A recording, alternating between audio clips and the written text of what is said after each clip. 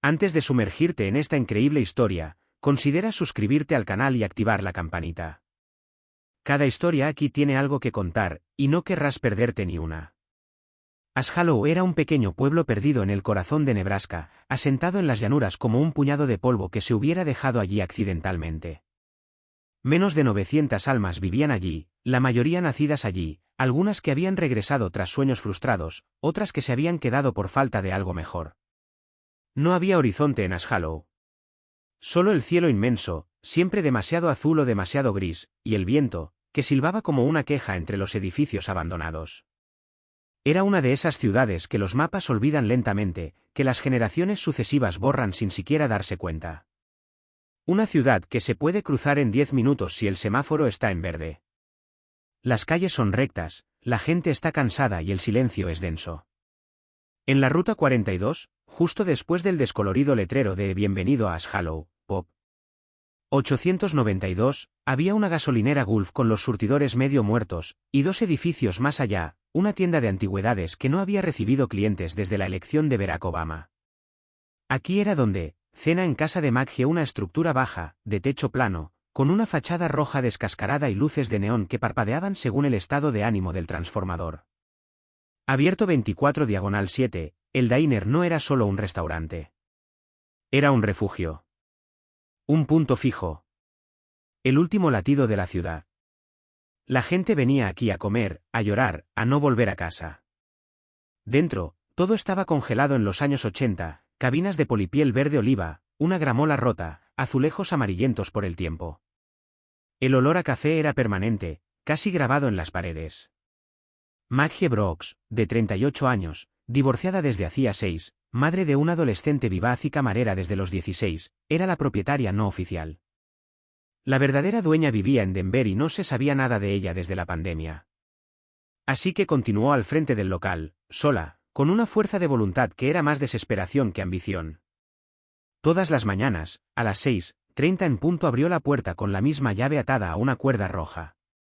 Encendió la estufa, preparó el café y limpió la encimera con una atención mecánica, casi religiosa. Conocía las costumbres de todos, el sheriff Holloway, siempre 2 huevos cocidos y tabasco, señora Keaton, de 82 años, que solo quería tocino sin grasa, una herejía, y Caleb, el mecánico tartamudo, que vino a tomar café negro y leer los anuncios clasificados. Maggie siempre llevaba un moño rápido, un delantal floreado descolorido y esa sonrisa especial de las mujeres que han llorado en sus autos antes de fichar. Es en diciembre, en una mañana helada, que el niño ha llegado. El viento soplaba con fuerza desde el norte. La ventana del restaurante vibraba suavemente con las ráfagas. Maggie estaba colocando magdalenas detrás de la campana de cristal cuando lo vio. Un niño. Pequeñito en la puerta. Él debe tener 11 años, ya no. Su rostro estaba cubierto de mugre seca, su cabello oscuro caía en mechones desordenados sobre su frente. Llevaba un sudadera gris Trop Grand, las mangas cubriendo sus manos hasta los dedos, y una mochila desgastada con una esquina pegada con cinta adhesiva. No llevaba guantes. Tenía los labios agrietados por el frío. Entró sin decir palabra, con pasos vacilantes. Sus zapatillas dejaron rastros de nieve sucia en el suelo. Miró a su alrededor sin levantar la cabeza. Luego fue a sentarse, erguido, en el banco número 4, cerca de la gran ventana que daba al estacionamiento desierto. Maggie lo observaba desde detrás del mostrador.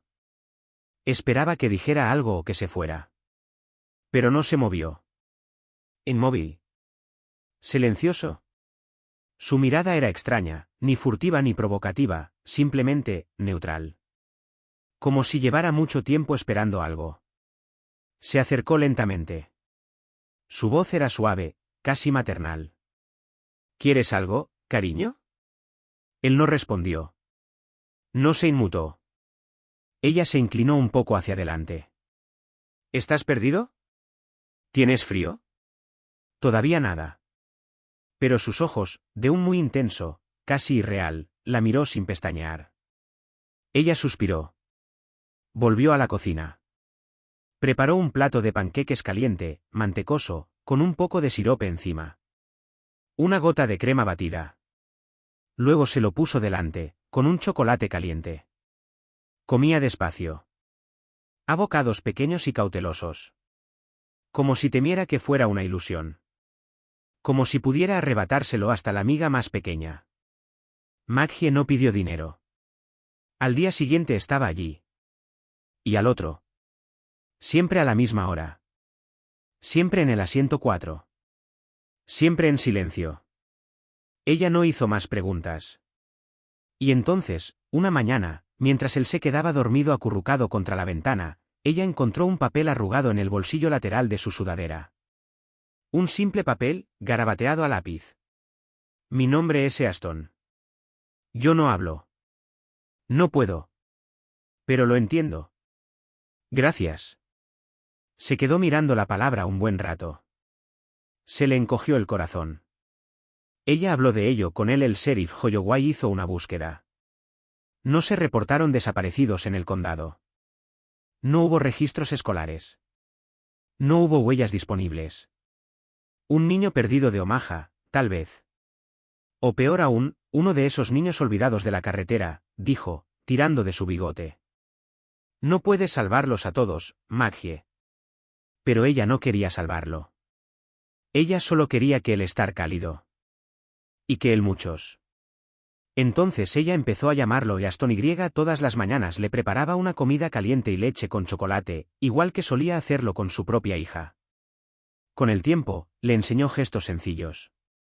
Como limpiar las mesas, vierte el café, llenar un frasco con azúcar, anota los pedidos en post-it. No decía nada, pero aprendía con rapidez. Precisión quirúrgica.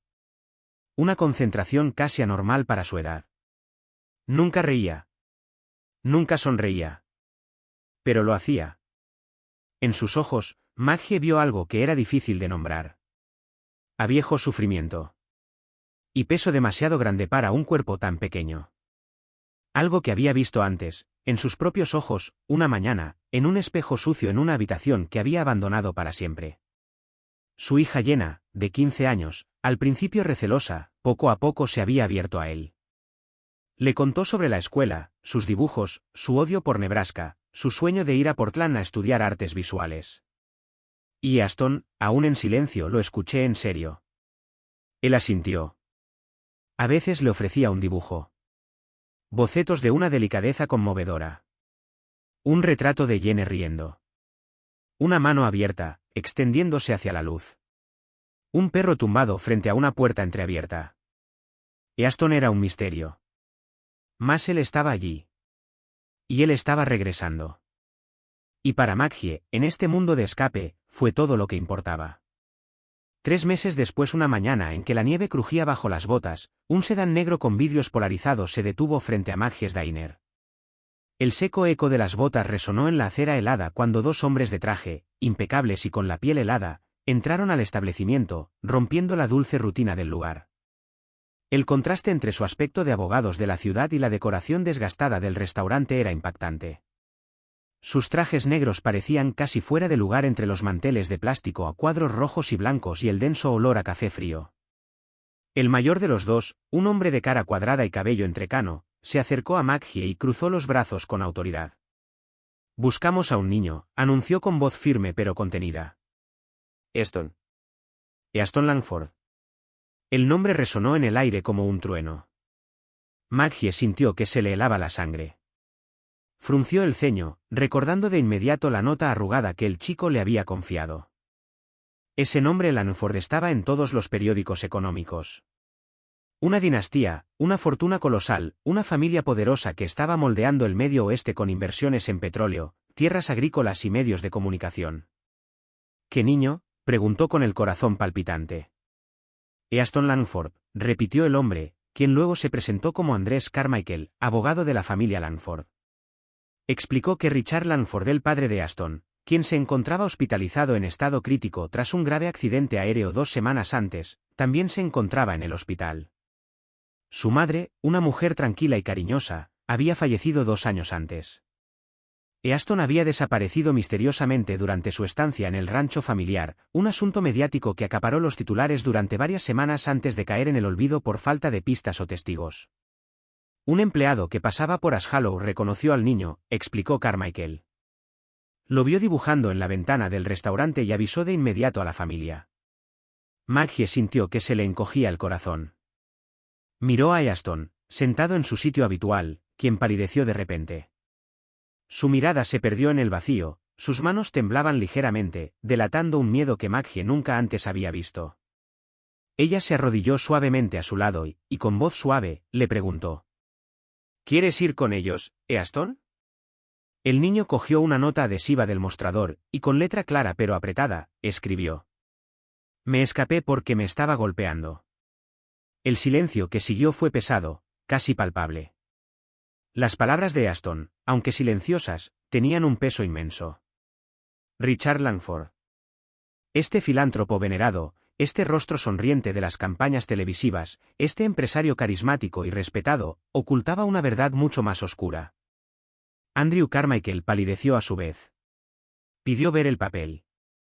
Maggie negó con la cabeza, negándose a revelarle un secreto tan frágil. Entonces contactó con el sheriff Holloway, y la maquinaria judicial se puso en marcha. Fue una batalla larga y dolorosa. Una lucha entre el silencio de un niño traumatizado, la tenacidad de una camarera bondadosa y el poder de un imperio dispuesto a todo para preservar su imagen. Los investigadores revisaron minuciosamente el historial médico de Easton y encontraron rastros de antiguos moretones en su cuerpo. Ex empleados del rancho testificaron anónimamente, describiendo un ambiente tóxico, gritos nocturnos y ausencias inexplicables en el expediente escolar del niño. Las piezas del rompecabezas fueron encajando poco a poco. Richard Langford falleció a causa de sus heridas unos meses después. La justicia probablemente habría dictado una condena, pero la muerte puso fin al proceso. Easton fue reconocido oficialmente como el legítimo heredero de la fortuna Langford, pero lo más importante es que era libre. Un año después una figura familiar vuelve a cruzar la puerta del restaurante. Easton ya no era el chico sucio y silencioso. Llevaba una chaqueta elegante y discreta que parecía extrañamente fuera de lugar en el modesto ambiente. Pero cuando se sentó en su asiento del banco 4, nada había cambiado. Maggie le sirvió sus panqueques favoritos, los que hizo el primer día, cubiertos con jarabe de arce y un vaso de leche con chocolate. Fue entonces cuando habló. Su voz era débil, ronca, casi dolorosa, pero real, sobre todo, presente. Gracias, por verme. A Maggie se le llenaron los ojos de lágrimas. Jenny, que había crecido un poco, también las dejó caer. Y Easton también lloró, liberado de una carga que había llevado durante demasiado tiempo. Fue el comienzo de una nueva vida. Easton compró el diner. Lo convirtió en un refugio para niños perdidos silencioso o roto. Un lugar de calidez, panqueques y esperanza. Un refugio para aquellos que el mundo olvidó. Porque Easton Langford había sido olvidado. Pero una camarera, en una ciudad borrada del mundo, lo miró. Y decidió que incluso un niño sin voz merecía ser escuchado.